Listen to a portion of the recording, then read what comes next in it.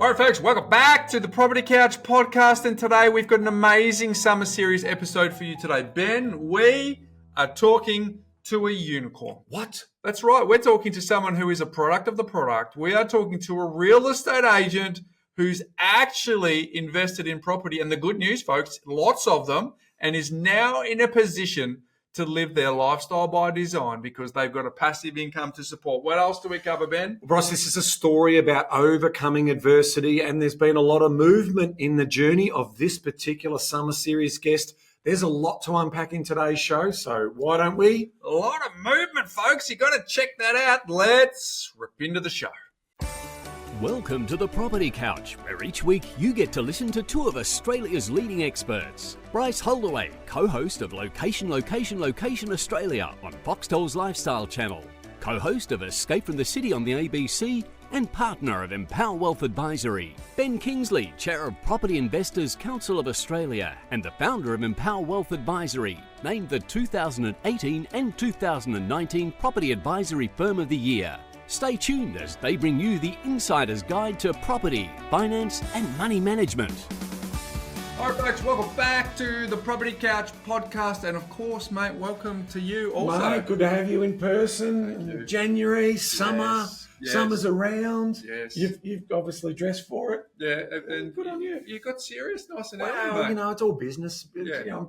It's January now, middle of the year. The rest of us middle are of watching the start of the new year. middle of the year. But the rest of middle us the are month. watching cricket, and you don't like the game. So you're right, putting the sleeves back on and getting back to work. No, we've got people to help. I know. We've got people to help. We definitely got So, people to help. we've had a great festive season.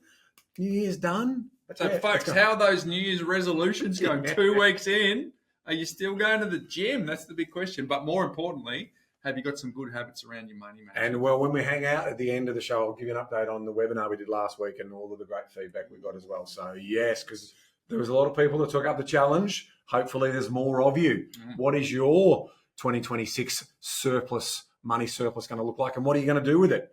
So Wealth is in the surplus, folks, not in your income. But today we got a very special episode for you. We are talking to someone who has landed the plane. So we said we're going to do that in the summer series. We've had a bit of a mix. And Christian is a friend of mine. He's definitely landed the plane. And it is a wonderful story of what it takes to combine building a portfolio of property and, Ben, having a front row seat to what we think is one of the best games in town, which is real estate, because he is a real estate agent who's turned his knowledge into action and build a portfolio. We reckon that you're going to get a lot out of this conversation Ben and I had. So let's cut to the interview Ben and I recently had with Christian Bartley.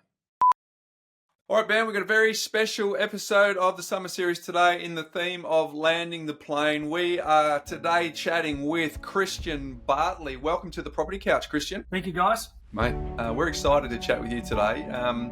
You and I have known each other for a little while now, and we've had a number of conversations. But what's really interesting about your journey is that you've been on the real estate agent side, but also a property investor as well. So we're really looking forward to unpacking what that looks like for you. But before we get there, let's find out what your initial impressions around money were. Were there conversations with your family growing up around money over the dinner table? No. Can you please expand on that, Christian? No, they weren't really. Look, Mum and Dad, I grew up in the western suburbs of Sydney. My mum and dad were both school teachers, and I had a sister who's 2 years older than myself. And mum and dad were extremely hardworking, did their jobs, obviously had school holidays, which were good for my sister and I, and we went away each time, or we actually I had to help my dad paint the house, obviously, there to save money and do things and grow up. But as mum and dad got a bit older, they started to look to diversify and invest, and they sold out of Sydney and went to northern New South Wales, currently reside in Yamba. And from there, they have got into a little bit of a property investment, but that's probably been more inspired from their son, being me. Yeah, gotcha. So, but there must have been some, like you mentioned your sister. Is there only the two of you? Yes. Okay. So, but you've got this real thirst and passion for numbers and investing and real estate. So Was there anyone in those early days that actually did trigger you or inspire you, or was there a virtual mentor or a real mentor? Well, look, there was, and it was interestingly enough. I didn't really love reading going through school, and there's a lot of people that do say that, and it's a fact. There's a lot of people that are like that, and I think it's about an interest of what you actually are reading and whether you adapt to that storyline. When I was 19, after school, my mum gave me a book, which obviously my mum had, right? I didn't go to the bookshop and buy it, but mum had a Jan Summers, the author, book about how to invest in property. And I picked it up and read it, and I read it again and again and again and again. And it took a huge amount of interest for me. I had a bit of money, like a small amount of money that I had from a car accident. And so I had a car accident when I was 14. I was hit by a car and a hit and run. And I went through courts when I was 18 years of age, and I got a little bit of a handout of money. So to me, it took a huge amount of interest because I didn't want to waste that money. I didn't want to go and spend it on holidays or cars and clothing and everything. And I wanted to actually nurture that and turn that into either double it, triple it, or quadruple it. So reading that book of the Jan Summers meant a lot to me. If I could learn how to invest that in property, then I can make that money work for me. And that's the essence of what it was. So when Mum gave me that book when I was 19, I didn't put it down, and I learned everything about it and bought my first property at 19. So, Christian, I want to talk to that story. So there's a 14-year-old getting hit by a car and being left after that. So I want to double click on that because that's quite interesting. I mean, did that sort of scare you or give you any realizations around how fickle life is at that time, or was it not as serious as that? Or, like, I'm trying to get a sense of your upbringing. Sounds like you've come from a working class family, and you've lived what would be a lower middle class upbringing where you got that annual holiday, Western Sydney, 5th biggest economy in the world, but as we know, sort of not necessarily the affluent area of Australia at the time. Spot on. So, what, and your parents not giving you any guidance, so you're living by experience. So tell us a little bit about your adolescent years in terms of, how it formed you into the person you are, because you're obviously someone who can talk really easily and you've built good people skills. So give us a sense of who you were as an adolescent growing up. Yeah, good point. It was year 9 when I got hit by the car, and I won't bore you with all the details. Crossed a set of lights, major set of lights, with another girl coming home after school. I stepped out. She was about a half a metre in front of me. The car came straight through, hit me. I broke my ankle, broke my knee, got pins in my knee, broke my hip, got a head injury. And the guy dropped me up the road, 30 metres up the road, and he kept on driving. Obviously, a heap of other set of cars all around. They got there. The girl that was in front of me bolted home like it was about a kilometre. My mum was at the front of the home, and by the time my mum got there in all sorts, I was unconscious for 45 minutes. I lost 2 pints of blood from my head. There's 2 memory brains at the front of your head. One of mine was pushed back. I had to go through speech pathology, had to get operated on, and I then went into a probably... that particular time, I shut up shop for probably a year. I was told I was never able to play contact sport again. I was an athletic sports person, and I just sort of went into a shell. And then when I returned to school, I was very shy. I would sit through recess or lunch and basically not say a word because I didn't have the confidence. And it took a lot of years for me to rebuild and regain that. Which is ironic for me saying that I call auctions and I've run a business now. But when I go back to that period, I think I just sat there and I observed human behaviour and I observed a lot. In my HSC in Sydney, I got given an extra 10 minutes doing the Year 12 exams because of my head injury, and we waited for that entire schooling to finish before the lawyers wanted to go to court to battle it out. Then from there, it sort of started to get resolved. But my upbringing were values and attitude, which is what my mum and dad taught me. And Dad was an extremely easygoing guy. He was loved by everyone. He talked to everyone. He always loved helping people out. And there needed to be no incentive for him to do that. And I think that's what I've inherited from my mum and dad. So it's just basically about working hard. And that's all I've ever done is work. I finished school, did my real estate license the year after school.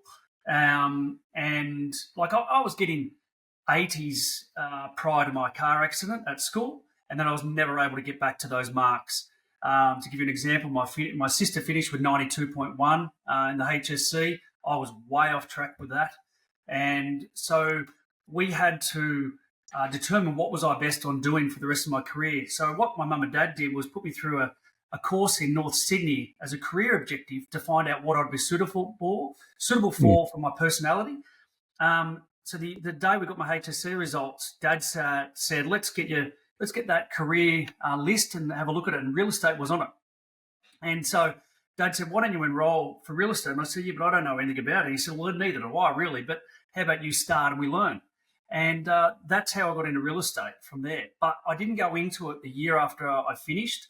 I worked in a surf shop and I moved into the Northern Beaches where I bought my first property and remained over there for the next 5 years. But just really got to know customers and relating to people and talking to people, which I think is not a skill, but I needed to teach myself and come out of my shell that I'd gone into after my car accident to allow me to have confidence being in front of people where I was very shy and nervous about doing that.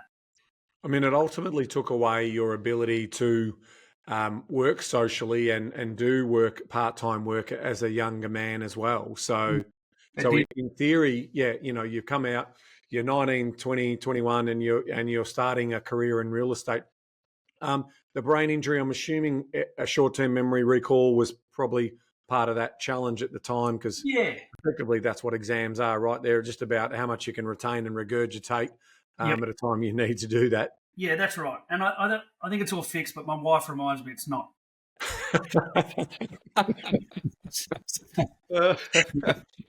Let's lean in on the Northern Beach. Not on that. Let's not lean in on that. No. I think Christian's wife will probably listen to this. So let's move on.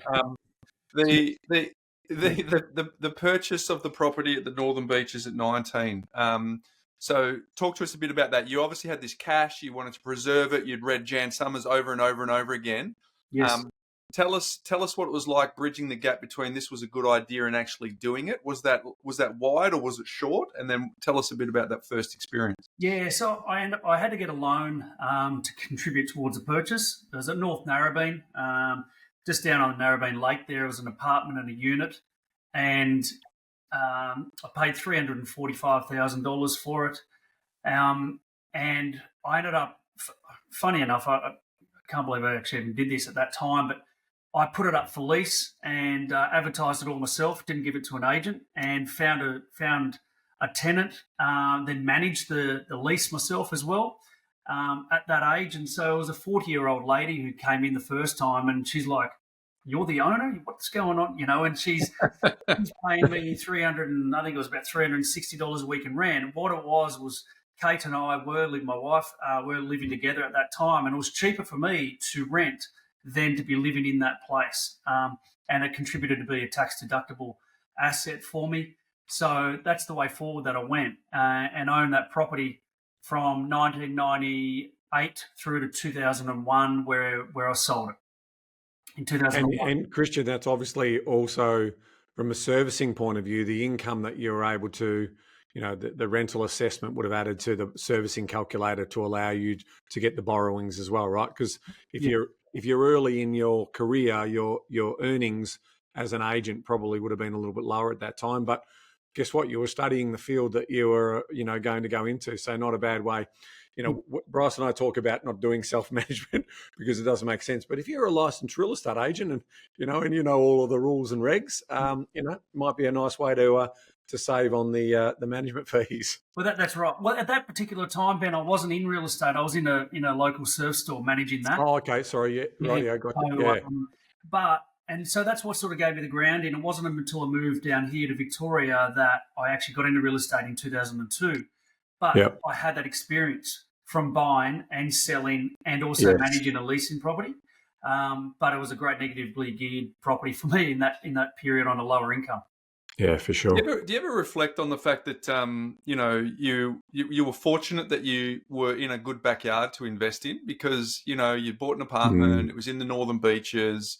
If you're in any other part of the country at that time, having bought an apartment probably wouldn't have been as fruitful. But the fact that you were in that location and there was huge demand. And Do you reflect on that? Yeah, I do. I probably put it down to my grandfather at that time that he was living there in the same suburb, and my mum and dad being school teachers, as I referred to it, we had always holidayed there at the caravan park. So I was familiar with it, had a number of friends that I had grown up with through the caravan park that had also started living there and working there. And that was one of the reasons why I shifted there. It just was an attraction. And I think a lot of people where they live within 30 to 40 minutes or an hour of their of where their main principal place of residence, if they go to caravan parks, and I've seen it here in Barwon Heads, and you'll see it probably in Torquay, that's their dream place to live one day, and they actually end up moving there. So it's no dissimilar to me in Sydney. We were 30 minutes away from where we were holidaying, but it just seemed like a long time away back then.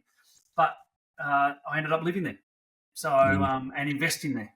And Christian, what drove you down to Barwon Heads? What was the move down south from? I mean, the water temperature is a little bit better up there, and potentially the climate's a little bit better up there. And you come and you go south. Yeah, well, we my wife's down here, and her family were down here, and they grew up in Geelong, school in Geelong, and the whole rest of the history, and all family around from Point Lonsdale to Ocean Grove and Barwon Heads and Grovedale. So.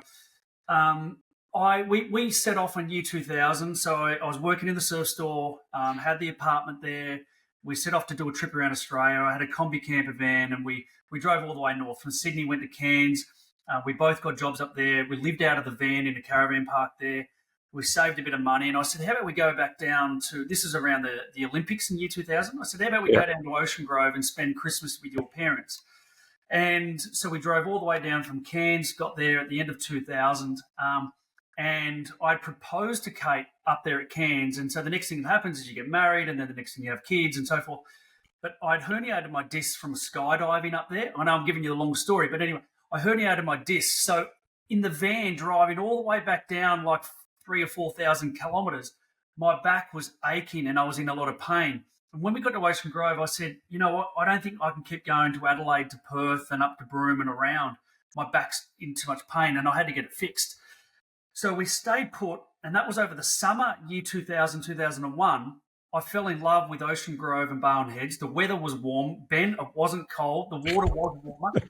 And then I was just like, this is unreal. So I rang up an agent in Sydney and sold the apartment. Yeah. And because, I know you'll probably laugh at this, because I wasn't working and we were traveling, I couldn't get a loan. So I sold the apartment, but I didn't want to use all of the money for what I sold it for. So I bought a house, brand new house in Ocean Grove for $193,000 without having to get a loan for it. There you go. Yeah.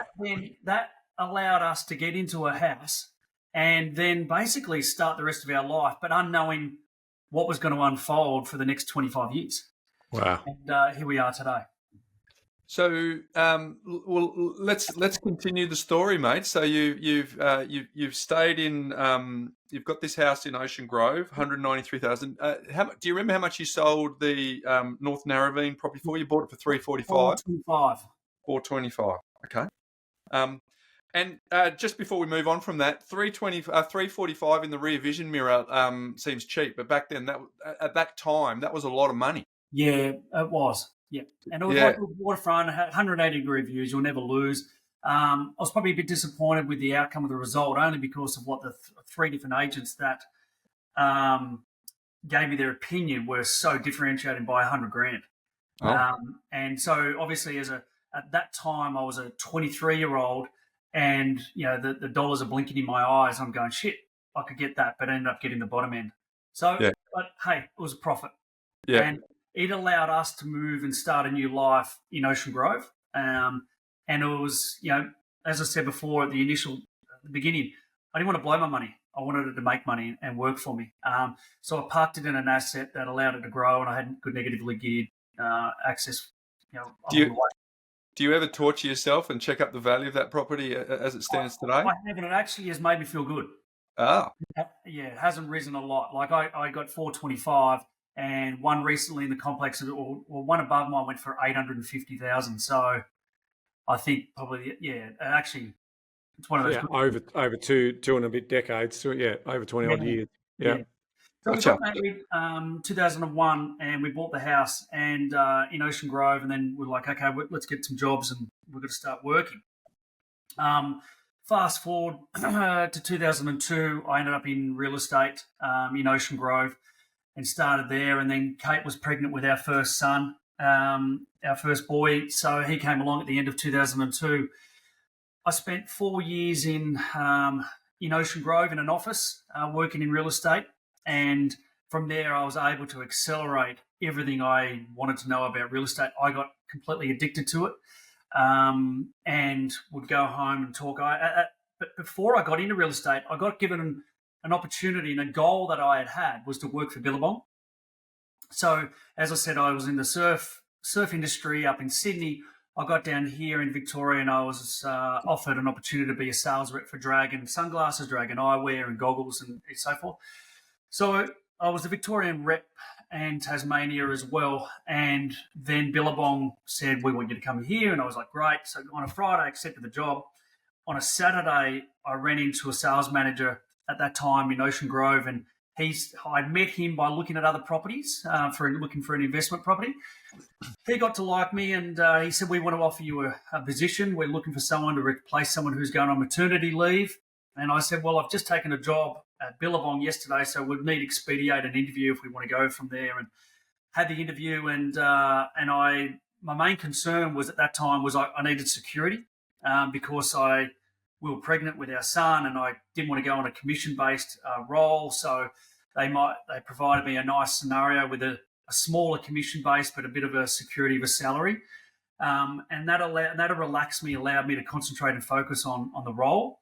And from there, I learned every part of the role, and then the rest is history. From 2006, I became a business owner with a father and son, and then divorced them in 2010 and went on my own until 2 months ago.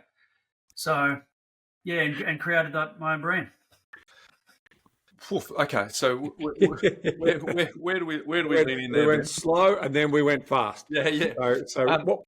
But along the way, and probably for your information, what I was doing in real estate was using that as a vehicle to create wealth. Yeah. So I was using my job, my business as the vehicle to then invest and buy assets. So as I started out in real estate, and my first year's wage was $57,000, and that was great back in 2003, and then I'm a competitive person by nature, and I just wanted to improve on that. But when I earn $57,000, I don't spend $58,000, and I don't even spend $56,000. I'll spend $30,000. And as I said, I am a spreadsheet person, and I'm a bit of a tight ass on the inner side. That we had a dream and a desire to one day have the opportunity to say I could retire if I want to in my 40s. So I was only 25, 26 at this stage. And the only way I'm going to be able to do that is to accumulate properties and accumulate assets. So I knew that I was in a job that I could stay there until I'm 65 years of age. I knew I was in a career. I wasn't in that industry that I needed to shake up or do anything differently. I just or was a young industry. I was in something that was professional. I could make it professional, I could make it clean, and I could make it was a business about me. I could create. So if I made a brand and a name for myself and service people and just did what you were going to say you're going to do, then business will come. And the outcome, the result of that is money will be the result. money in the the byproduct is that result. So let's. I mean, obviously, Jan Summers book at 19. Yep. You know that you're going to use your subject matter knowledge to also then look after the personal side of the wealth creation. So the business is going to do what the business does, but you're not just going to rely on that. You're going to obviously build out a portfolio of properties. So talk to us about what you were thinking around execution and strategy around what types of properties were you going to buy? Did they need to wash their own faces having higher incomes, or were you happy to just buy, hold, let the asset do its thing, or were you going to accelerate that through subdivision? Like, tell us the journey that you went on in terms of the investment portfolio that you were able to build. Yeah, good one, Ben. You always hear a lot, buy and never sell property. And I'm guilty of selling, but I always wanted to get to a point where I didn't have to sell, and I didn't want to. So I think it was about feeling right with the purchase. And like, I bought a little dog box unit in Ocean Grove in 2003 for $110,000 because that's all I could afford at that time. But it was better to buy that than not buy it. And but I ended up selling it for $165,000 a year and a half later. Now, that's not a bad little gain, but there are another property that I purchased with my parents in Yamba. We bought that, and then 2 years later we sold that because we moved from Ocean Grove to Barwon Heads. And to get into Barwon Heads, I needed some more capital to help me out, and I didn't want to go into debt, so we sold that. But in my mind, there was always a point that I've got to get to a very comfortable level where I'm buying and not continually selling. I just wanted to buy the right assets and hold them for a period of time. So I eventually got to that level. We bought our house in Barwon Heads. We completely renovated that, and we stayed put for 5 years. And at that particular time, all I was focused on was reducing the home loan and getting to a point of having no home loan so I could leverage against that to go and buy assets. And so that's what we did. Went hard at trying to reduce the home loan, then bought an asset in 2006, and then continued to buy more assets from there and leverage get values against the investment properties. So I could then go on to buy more. So the strategy from about 2006 onwards has buy quality assets, not necessarily high income earning, but high capital growth. And that was my choice. And I chose that matter. So I ended up investing majority all around in Barwon Heads. And I ended up buying the freehold of the office where I was operating out of in Barwon Heads. And I did a subdivision at the back of that. And that was my first development that I've ever done. I bought, it was a 730 square metre site, and it had a rear building attached to the front. Worked it out, demolished it, and built 3 townhouses and sold 2 of them off, and we still retain 1, and we retain the office as well.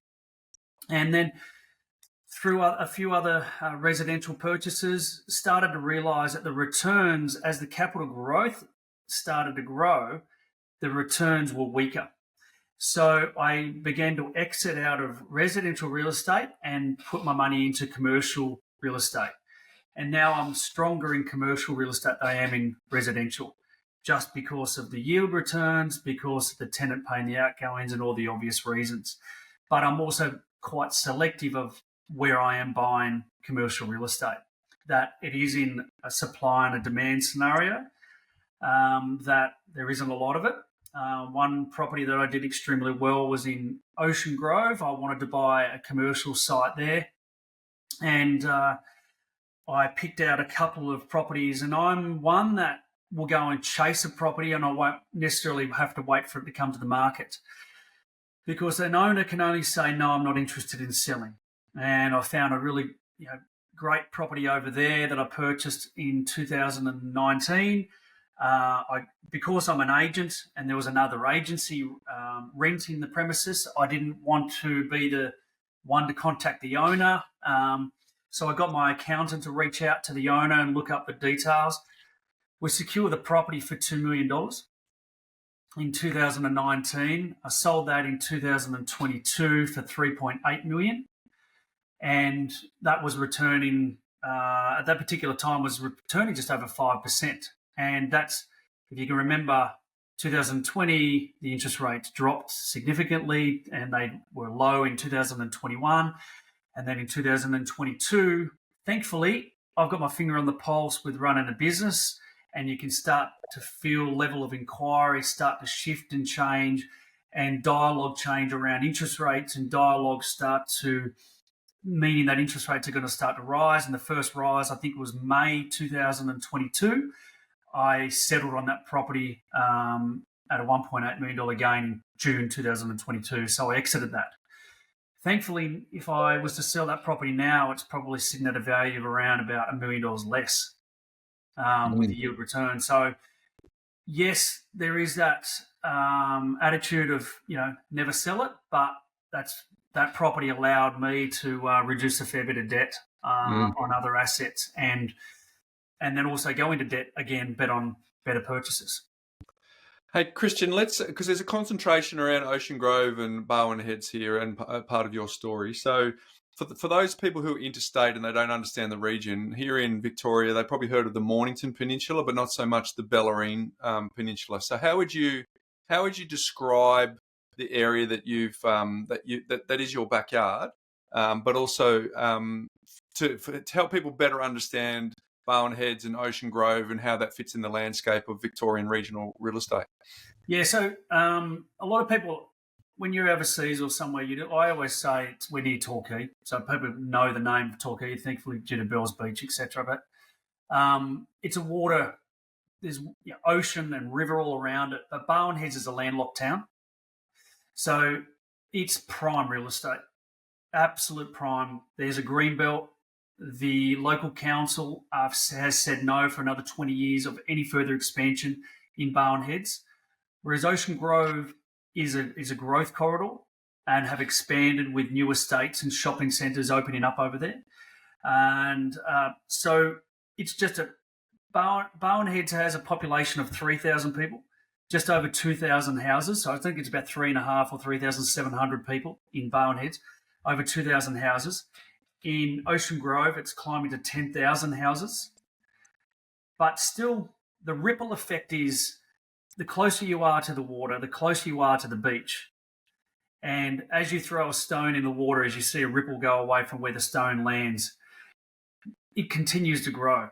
Just the further you are away from the beach, it doesn't mean you can't buy there. It means that you should be buying there because everything's walkable or rideable distance, and it allows you an entry into the market. And a lot of people, so that's an answer to your question, Bryce. Yeah, just the landscape. And the other answer is similar to the central coast of New South Wales. We are just over an hour away from Melbourne, and it's an hour and a quarter. Sometimes it can be an hour and a half. In a good run, it can be 63 minutes. So, and ideally on a train, you can park at Marshall, and you're there within right on an hour and 5 minutes in the middle of the city. So it's advantageous that we've got a lot of holiday home buyers in the market down here, and it attracts. It's close enough to the city.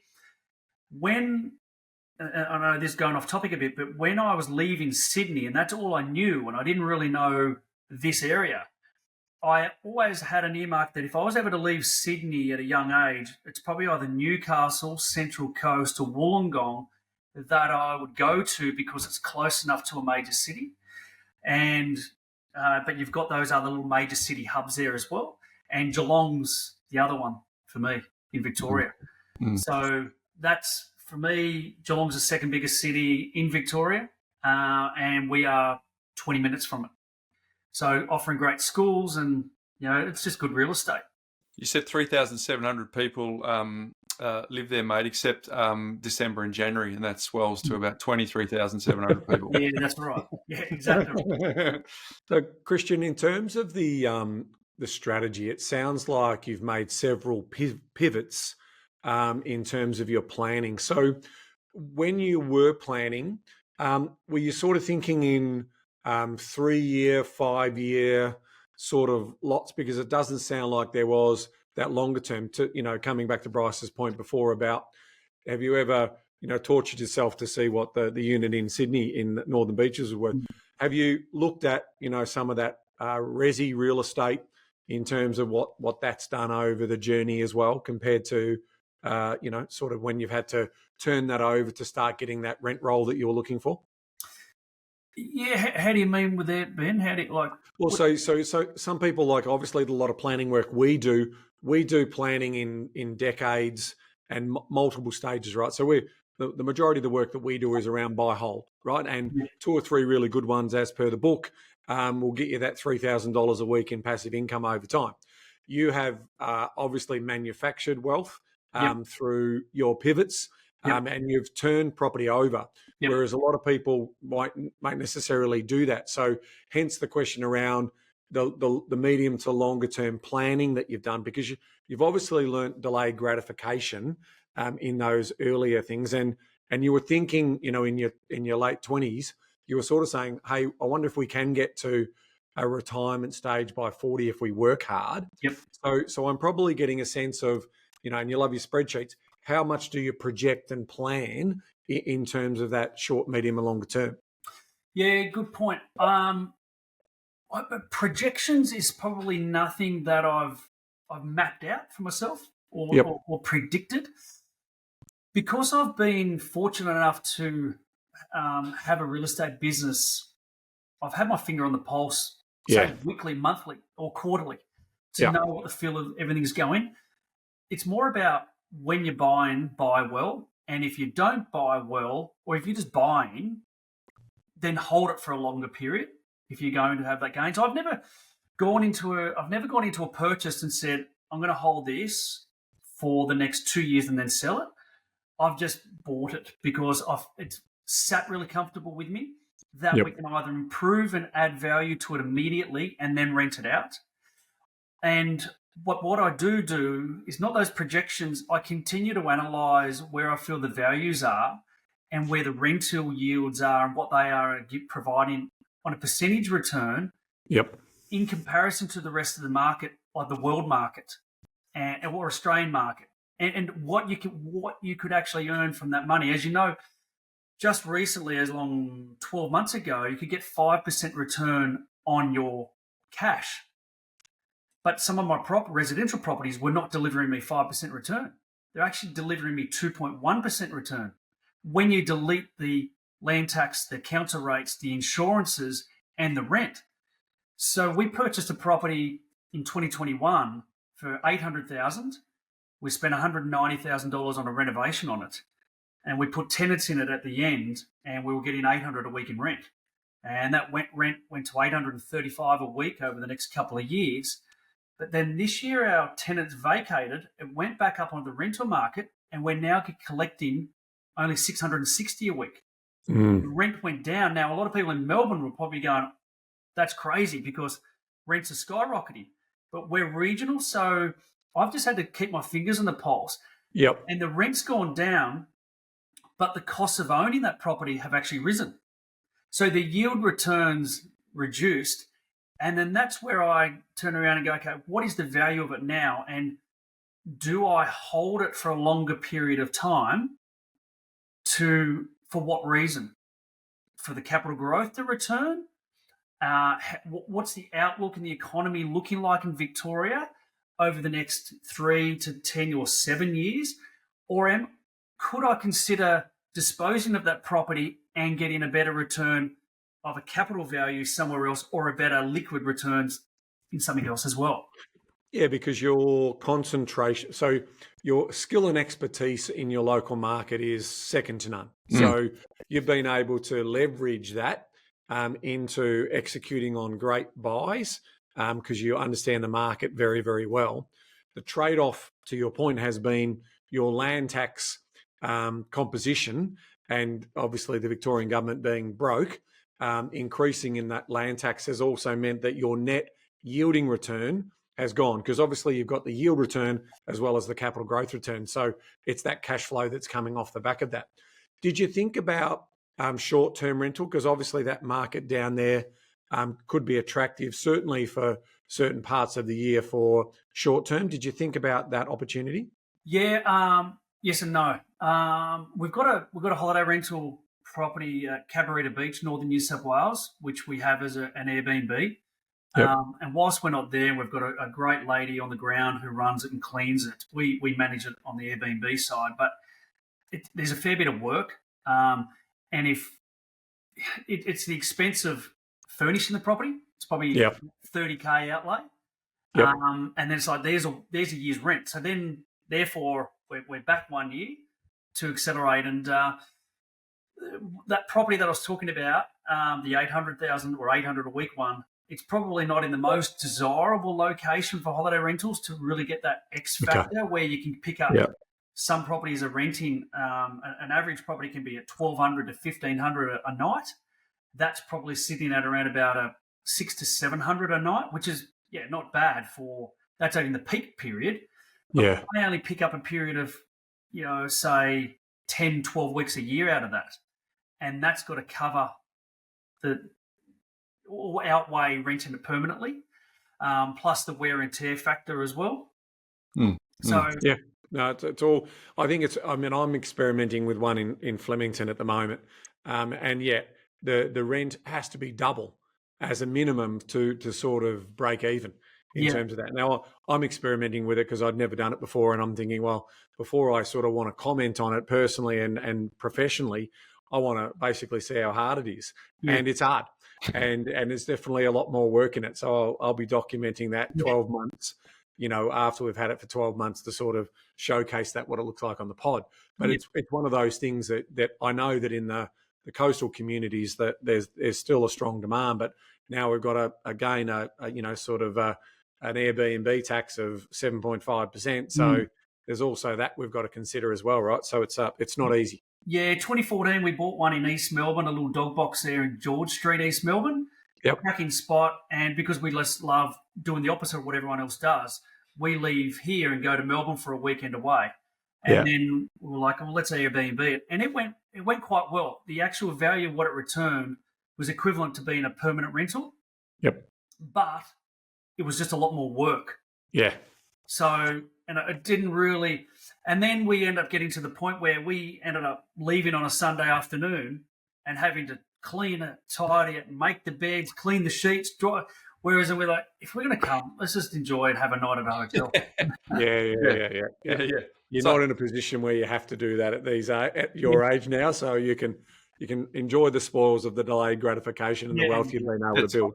Classic case of owning a boat or just renting someone else's for the 3 weekends of the year. Exactly. So, hey, Christian, I've often been fascinated by real estate agents who have this front row seat to what we obviously think is the greatest game in terms of property investment. But I think there's some clues in your story that'll help our listeners. But they quite often don't invest in property, right? And it's largely because of real estate. Well, actually, I'll be interested in your insights. But my observations are real estate agents reset their income at the first of every month, right? It's not like they go, I had a good month last month, but that's no guarantee I'm going to have a good month this month, right? And then that just rolls on, and they're in real estate for 10 years, and they go, but I had a good month last month, but it doesn't mean I'm going to have a good month this month. But whereas your story is actually giving us an insight into you actually were an investor first, and then a real estate agent second.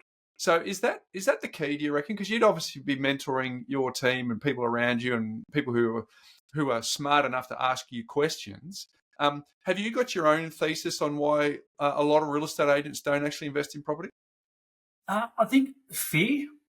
I think it's fear, and it's look. Probably the simple thing is, I thank my mum for giving me that book of Jan Summers to educate myself. And even though someone is in real estate selling houses to a buyer or putting together a deal is completely different to owning an investment property and knowing all the intricacies about it and the details and how to structure it. So whilst I said about that land tax scenario with that property, Ben, like we've got different entities owning the properties to limit the land tax, but still we're getting stung, But so when I mentioned like just what I just said then to a buyer, they have no idea. Or even one of my colleagues or employees, a lot of them didn't know about if you have different entities, you can limit the land tax. But if you have it all under one entity, that's where you're going to get stung because I'll calculate the land, etc.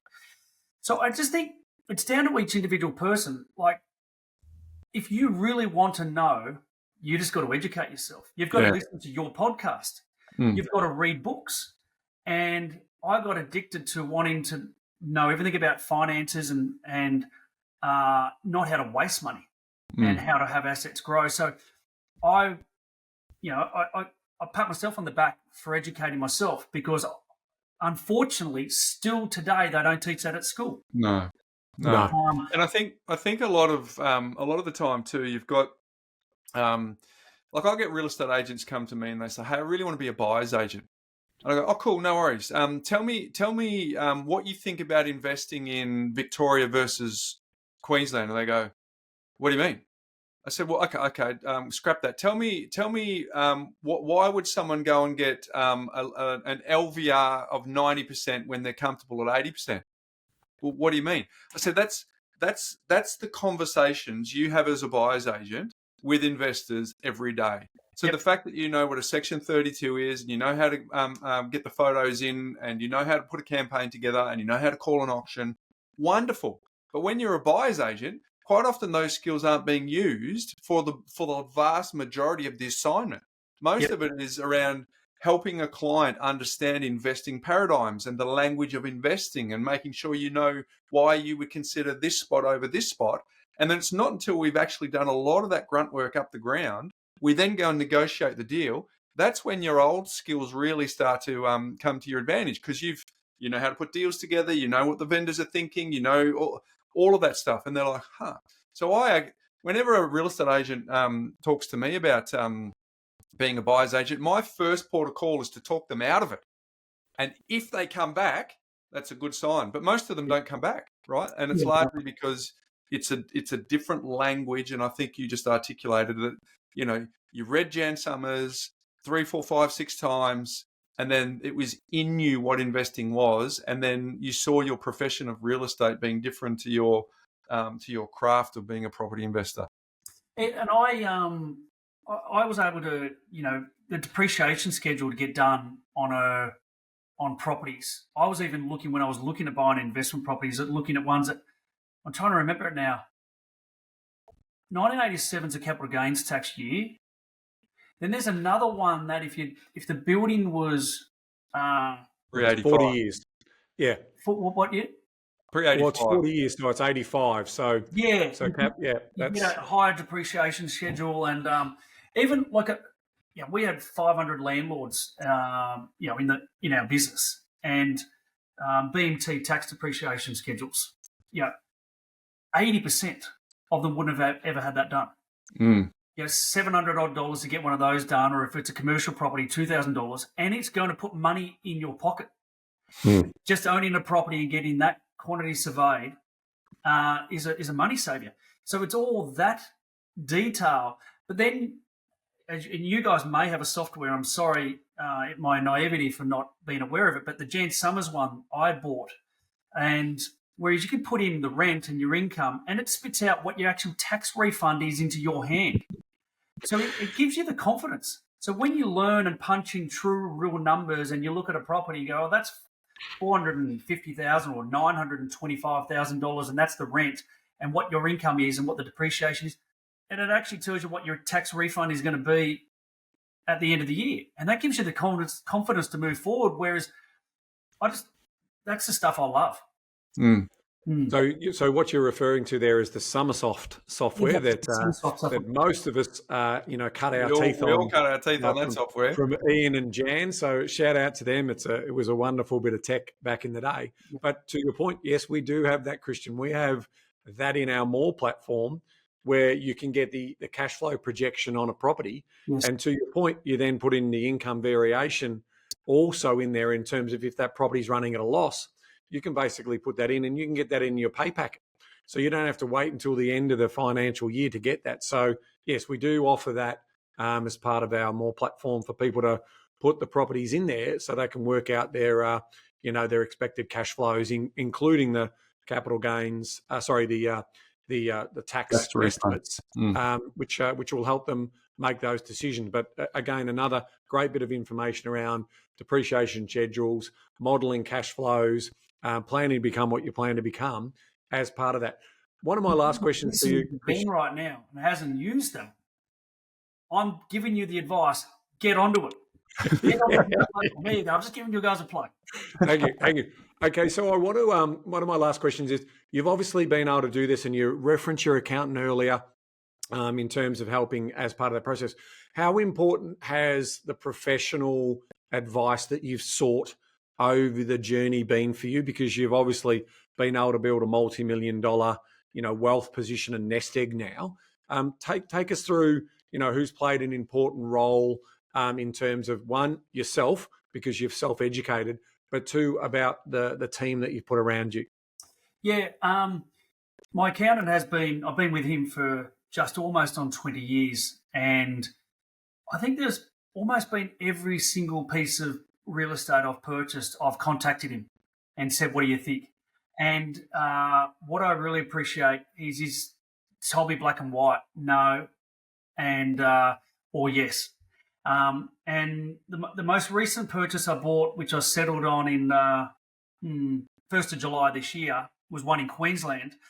I sent it to him as a commercial site, and he just said, I effing love it. And straight away, I went ahead and then proceeded to sign contracts and bought it. But he has been able to help me with structure of the entity, of the names for it to go into each time. And the only other person that I've always turned to is my wife, because we're sort of on the journey together.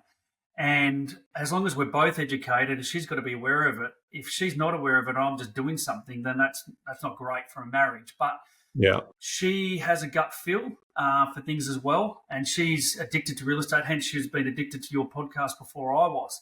So she's whilst I'm in the business day in, day out in the office, she's educating herself elsewhere. So and picking up on another side of things. So we basically both just do it together. I haven't had my mum and dad to go to run, as I said earlier, that they'll come to me and seek advice, and I'll manage that. Other than just listening to programs like yourself and hearing the scripts and dialogues about what's going on in the economy and across Australia, and with directions of interest rates, that's where it's basically you just little things and pick up lines like that when you go to seminars or economist situations. You just get a feel and a gut reaction, and then that's where you've got to, at the end of the day, back yourself and do your analysis and punch it into your software and see where it sits, and hope it all works out. Christian, I've really admired that about the time that we've been connected, where I watch and observe how you are with your wife, and it's a really rock solid relationship. And I love the fact that you model that we're doing this together, and you lean on your wife for those sorts of things. So I think that's a really wonderful part that I've observed about you and your relationship. I think as we sort of turn to home in this conversation, the theme is all about landing the plane, right? So you said earlier that you started in 2002, 2006 you had business partnership, and then you went out on your own in 2010. And I know that you've just recently celebrated passing that on to your partner, so you're now in a transition out of that business after doing that for 15 years. Yeah. So can you tell us now what landing the plane looks like for you? We've heard some wonderful stories about resi to commercial to backing your instincts and talking to your accountant and trusting your wife's gut instinct. And there was some great trades that you showed us. And clearly there's a wealth base that you've built. But as you celebrated that wonderful milestone of 15 years, and congratulations to you and your wife on that you transitioned out of, what does it now look like in this next phase for you? What does having the income self-funded look like, feel like, and what are the choices that you're going to get to make that can inspire our community to replicate the path that you've been on? Yeah, for the moment, thanks, Bryce, for those words. My choice is to pause and fortunately I can pause for a bit. And also one of the biggest lessons of life that you'll ever hear, and you've always heard it 1,000 times, is don't spend more than what you earn. Mm-hmm. Just before I go on any further, there was a period, I should have said it earlier, but from about 2005 to about 2013 or 14, my wife and I used to take out $1,000 cash at the beginning of every month. We put it in an envelope and we would hold that in our pantry. And excluding groceries or petrol, the necessities and bills that would come into the house. But if we went out to go out for dinner or coffee, we used that cash to buy that money for that month. And as soon as that money ran out, then we didn't go out again. And that was how we saved money, because we wanted to live within our means, but well within our means to be able to save the money. So everyone always says it, don't spend more than what you earn. I'm in the same scenario now. I've been lucky enough and fortunate enough to have my finger on the pulse to buy a number of assets that are feeding us income, and that's all well and good.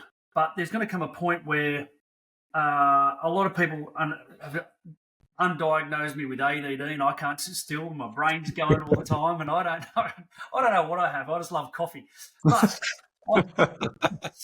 but I know I've just got that eagerness to want to help people out there. So I've registered a business brand name called Real Mentor, and I want to just go forward and help other people in our industry, my industry, that are working in a real estate business, and I want to help them get out of working in it to working on it. And when I did that in 2016 was the first part of my change of my journey 9 years ago. The business accelerated. And it went from another level, whereas I was wearing every single hat in the business, from doing opens and auctions to appraisals to vendor appointments to hiring and firing. It was just everything. But the business wasn't going to grow if I didn't step out of doing that and I had other people doing it for me. So I want to help people on the next journey doing that. I'm not here to take over how to invest into real estate or do any of that. That has always been the outcome of your success and how hard you work and the hours and dedication that you put into it. I've never had a goal of amount of money to earn at all. I just wanted to be able to cover expenses and have some. And it's not about that. It's just about walking through life, treating people kind, having a great attitude. And at the end of the day, I don't want to be working when I'm 70 years of age. I don't want to be going on planes with a walking stick. I want to do it now. And I'm 48. A lot of people wait till they're 65, until they're 70 to do stuff. Over the next 5 years, we just had someone pass away who was 53 years of age, a great friend of ours that we've known for 25 years. And you had no idea that was around the corner. Neither did she. And you just don't know what's there. So for the next 12 years, until I can hopefully get my self-managed super fund, unless they change it, when I'm 59, they'll probably put the bracket up 65, but who knows? That's just the luck of the draw. But I've got 12 years to survive. And during that next 12 years, I want to have a bit of fun, and I want to work a bit, and I want to help people in the industry. I want to consult and coach, and I want to watch my kids grow. So I've got a 22-year-old, a 21-year-old, and a 16-year-old. The 16 will finish year 12 next year, and the 22-year-old just started in real estate at Cabarita Beach with LS Properties. Only the day I finished, actually, he started. So high five on the way out. And coach him, and what's that? High five on the way out. Yeah, high five. Yeah, that's right. So, I just want to be a dad and be continue to be a fun one, where I've had my head in a business for so long, working and managing 23 staff. So it's probably a little bit of reward time, but not forever. I'll do stuff again. And apparently you're going surfing with Nat Fyfe, the great dual Brownlow medalist, Nat Fyfe. He's not going surfing with any Collingwood players. It's Freo players. There's been a couple of social posts of that in the past, but there's 4 of us that catch up each year. We've done 2 October trips, and this time we're doing it again in January, going back to the same spot. I'm not going to say where, but we four humans who run very different lives. we all just come together for that 1 week of sanity, of surf, without wives, without children, and we just come together and we all froth at all different levels of surfing. Excuse that's my doorbell going. We all froth at different levels. We share a beer and have a great time, and then we come back together 12 months later. So yeah, beautiful. Very good. So my final question for you, Christian, is around, what would you tell your 25-year-old self again? Is there anything you would change? And for those, sort of Gen Ys, Gen Zs, millennials, Alpha, what's the message for the community out there in terms of what they should be doing? Just tell my own 25-year-old self again, I would be educating myself. Yep. Education. Yep. We didn't have podcasts, and you guys wouldn't have either when I was that age. So it is just so accessible these days. And we barely had the internet to start with, right? When we're doing comps, we're learning BG. About this crew here is BG before Google. I didn't even have a computer when I first started in real estate. Yeah, I had a little index card, but there is so much available these days. So it's just education. And it's hard to say, but as I said before, I loved it. I found an interest in it because it could create a freedom. And there's nothing better than if you've got a path and an avenue by being educated and you can do well in a career to use that as a vehicle to create freedom, who's going to say no to that? So that's where I got addicted to get into that level and put it in place. But there are so many avenues to learn, and you guys are the kings at it. Well, mate, we appreciate, time's just flown. There was so many elements and layers to that story, but I think hopefully you feel really chuffed with yourself, mate, that you were able to have a rotten 14-year-old experience, that you turned it into something really amazing and, challenged yourself to do that education piece. And then along the way, actually just, you were very clear on what your North Star was, and everything that just slotted into your life was just a result of you staying really focused on what you wanted. And here we are talking to someone who's landed the plane and gets to make choices around what sort of dad he wants to be and what he wants to spend his time and how he pays it forward to the people that he wants to mentor in life, mate. So, on behalf of everyone here on the Property Couch, mate, it's been a really enjoyable story, and thanks for sharing it with us today. Thanks, Bryce. Thanks, Ben. Thank you. Well done, mate. Congratulations. Thank you. There you go, Ben. Well, it's nice to have a conversation. Like I've been intrigued over the journey about how many real estate agents who watch investors, who sell houses, they see the prices go up in value, and the amount of times that property professionals don't get in the arena, Ben, is staggering. But I think what we saw from that conversation we had with Christian was very simple. He had his mindset locked into investing before he got into real estate, and I think that's the key. Well, there's a couple of stories there, because there is that classic real estate agent who doesn't do anything, just owns their property, but but then you've got these others who trade properties, and they don't really get anywhere in terms of trading it because they're impatient. But what Christian's story shows is that he's in the know, and he's been able to handpick great assets and build off those assets. Yeah. But my notes are talking about really overcoming several periods of adversity. So the car accident at 14 and losing your ability to retain. Like, short-term memory is important. If you can't retain... Who are you? How did you get here? Yeah. All right, so that's number one. Then there was the back injury, and the irony of that back injury, obviously I had to go back home from a surf trip. So, and business partnership breakdown. So it just highlights to me that, aspirational people, they have a mindset about getting on with it. So they don't let things that are in their control, and sometimes things that are out of their control, get in their way of taking action. So, overcoming that adversity. So I really like that. And so, we talked about the summer series being stories about overcoming adversity, but also landing the plane. Christian's got the combo. Yeah. He's got the combo. Yeah, he's a ripper fella too. And I I got invited to his business maybe 2.5, 3 years ago now. Yeah. Where he invited me to talk to a bunch of his landlords in his premises there in Ocean Grove. And in the lead up for us building the relationship, get to know each other, he's telling me what he's doing, and he loves spreadsheets. He loves the detail. Then we started talking about Jan Summers, and then I'm starting to think, wow, there's some incredible parallels that are going on in our journey. We're about the same vintage. I've aged him a little bit in saying that, but I'm a little bit old. But we're around that same. You're hanging on. Yeah. Well, right. he's closer to me than you. Oh, absolutely. But then I found this comment, and then I'm about to go and be the presenter at his function. I said, mate, are you sure? Like, should this not be a 2 thing here, not a 1? And he was humble around that, but he enjoys an opportunity to get the mic. I've got to say, he's the real estate agent. He loves an auction. He loves good to talk his story. Yeah. But he tells a good story. Not spending more than you earn. Thanks to Mum for giving him the book. Yes. Being dedicated to education and learning. And folks, like, if you lean in, here's the secret sauce on. If you want to be wealthy like Christian, here's the secret. You ready? I'm ready. Take action. No.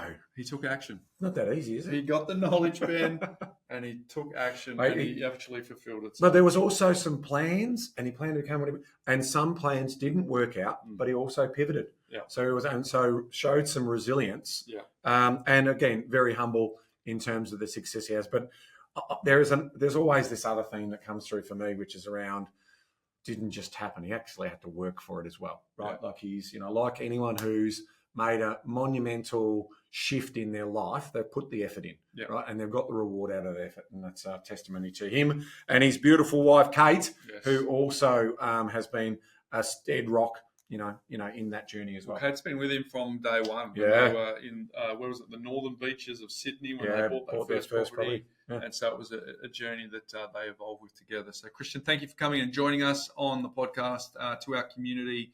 We hope you benefited from that story. I certainly learned a few things that I didn't know about Christian from having that conversation, but hopefully it serves as inspiration. And for you real estate agents out there who are listening to this podcast and you haven't bought an investment property yet, what's your excuse? Go and do it. You're if property's that good, yeah. Why aren't you practicing what you preach? As we head for home in this episode, as we sort of just ticked over the second week, about to go into the third week of January, we've got a couple of little messages. Some big ones. Obviously, your big news. It's starting to ruminate around that Bryce is taking some time off, having a sabbatical. So off the back of that, I want to remind everyone, I know how comfortable you feel about this, but I want to remind everyone that send in, so we've got Speak Pipe. I keep calling it Speed Pipe. Yeah, Speed Pipe. Yeah, what have you been doing? I don't know. No, because I think that's when you check your internet speed. Okay, enough said. Let's move on. Yes.